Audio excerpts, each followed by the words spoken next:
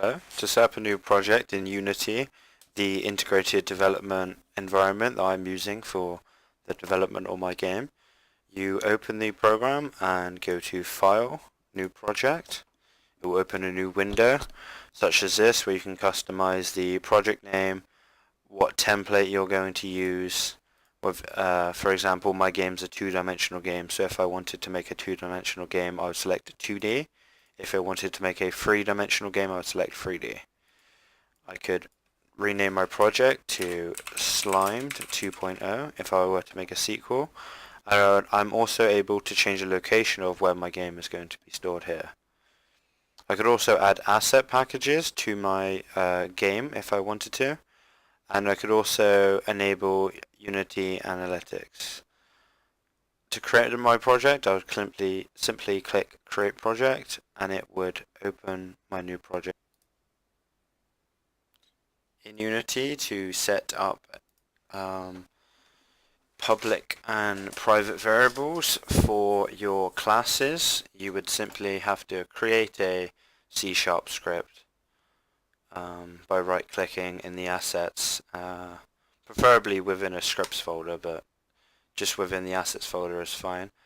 Open up a C# script and call it and name it whatever you would like.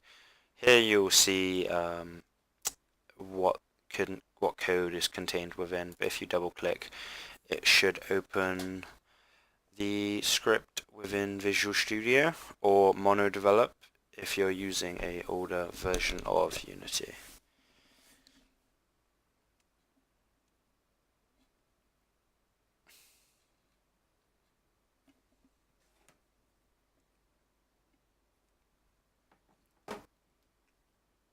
Once it has opened up in Unity, we should be able to declare our public and private variables.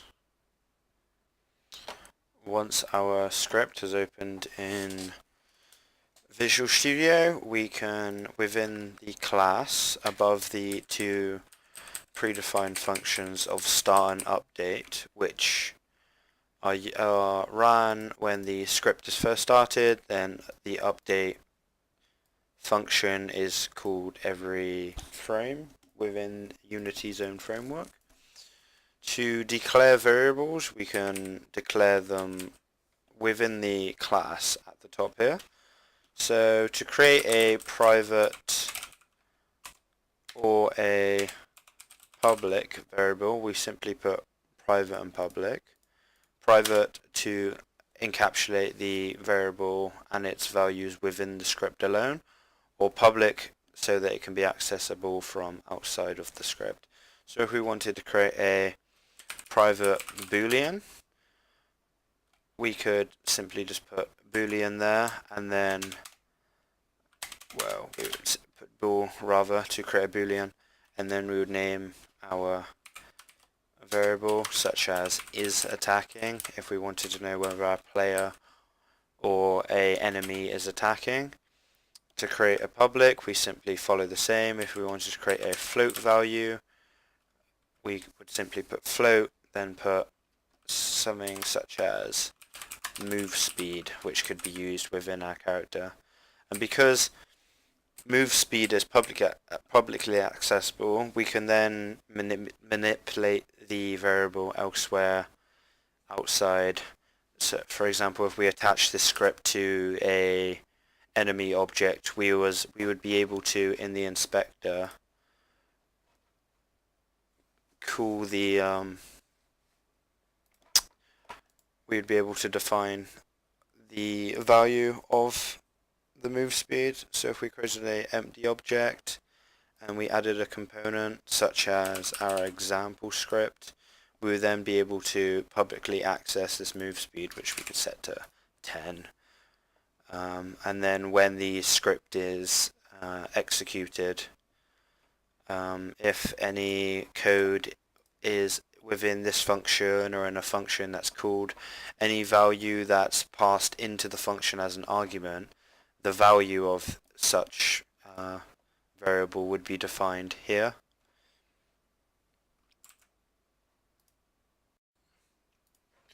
as well as being able to attach our scripts to our objects, when we attach our script containing a class, we are actually instantiating the class into an object, as it will have its own attribute values, but it will still be executing the functions and the attributes they have within the functions of the class, but simply the values that we give it to the exact object. So if we wanted to create another game object, this would be the second one. We could then also attach the example script, but if this object was at a move speed of 10, we could make this object have a move speed of 5, and this is how we instantiate a class in as an object. We simply create objects in Unity, then attach the scripts as a method of pseudo instantiation. One example where I've used predefined functions is in my damage enemy script. As you can see here, I've created a function that's called onTriggerEnter2D that uses the Collider 2D component like predefined code that is a part of Unity. The Collider 2D component is used for collision in Unity. So for example, I have a function here where I have two objects which are going to be passed as arguments into my onTriggerEnter2D function. I'm going to have the Collider 2D component that will be attached to the script, to this script that is attached to my object, and then the other argument within this predefined function is other. So for example, there will be two collisions with two arguments of what two collidable objects there are. So there's obviously going to be the object in which this function in the script is attached to, which this is actually attached to the sword of my player, which is a child object of the player. And the other argument is other, which this could be named anything else, but other is quite suitable as it's generally a good term for showing what this function does. So within this function, I used a if statement of whether the other object, which is a game object, its tag, that is Unity's way of classing and defining different types of objects in the world.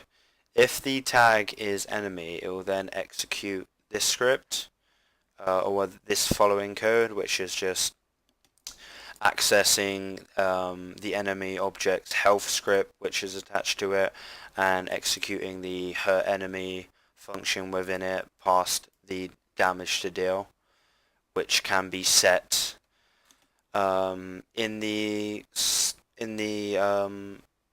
inspector as it's a publicly accessible attribute here. It's an integer, and then this will just execute a particle system called damage burst at x point of x and y position points of hit point, which is simply a child object of the sword.